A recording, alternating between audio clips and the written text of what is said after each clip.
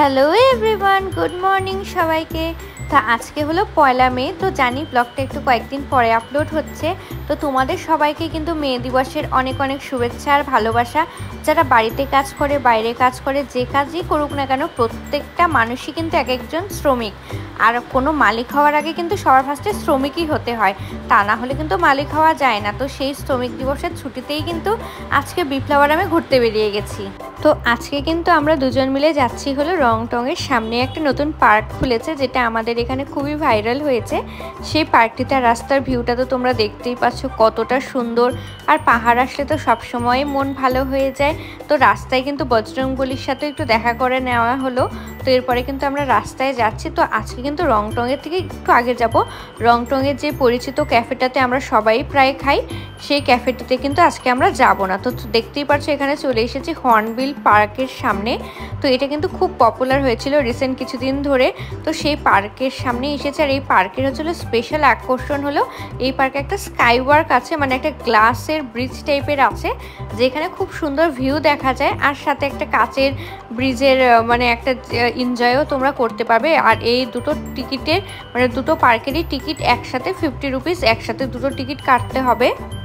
তো per head 50 rupees, দুজনের 100 rupees ticket কেটে আমরা কিন্তু এখন উপরে চলে এসেছি।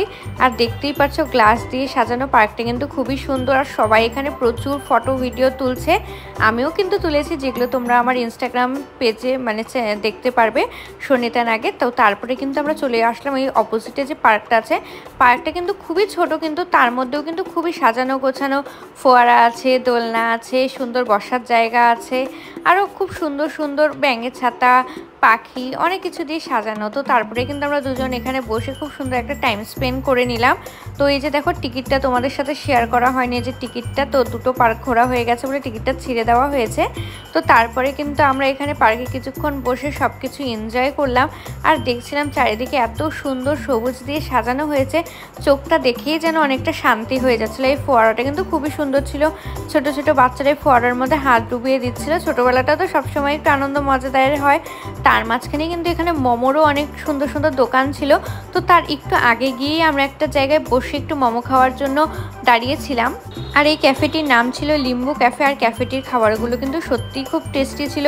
আমরা আলুর দম, মিমি, মোমো, ওয়াই কোল্ড ড্রিঙ্কস, কফি, অনেক কিছু খেয়েছি, যা যা ছিল সব কিছুই খেয়েছি। তো আমাদের তো খুবই ভালো লেগেছে। তোমরা গেলে কিন্তু পার্কটাতে অবশ্যই ট্রাই করতে পারো। লিম্বু ক্যাফে বলে একটা ক্যাফে রাস্তায় পড়ে। আর বাইরে থেকে দেখতে পারবে খুব সুন্দর একটা ভিউ দেখা যায়। বাইরে একটা বসার সিটিং এরিয়া আছে। তো ঘোরাঘুরি তো হয়ে গেল। তো এখন কিন্তু আমরা রওনা হচ্ছি। কিন্তু আজকে যেহেতু ছুটি, তাই সারাদিন আর বিপ্লবকে ছাড়াছাড়ির কোনো কথাই নেই। এমনি সারা সপ্তাহ পাওয়া যায় না, তাই কিন্তু আজকে আমরা চলে যাচ্ছিলাম হচ্ছিল সিটি সেন্টারে। তো সিটি সেন্টারে গিয়ে আমরা একটু টুকটাক ঘোরাঘুরি করলাম, খুব বেশি ঘুরিনি। তো আজকের ভিডিওটা এতটুকুই। ভিডিওটা ভালো লাগলে আমার পেজটাকে আর ইউটিউব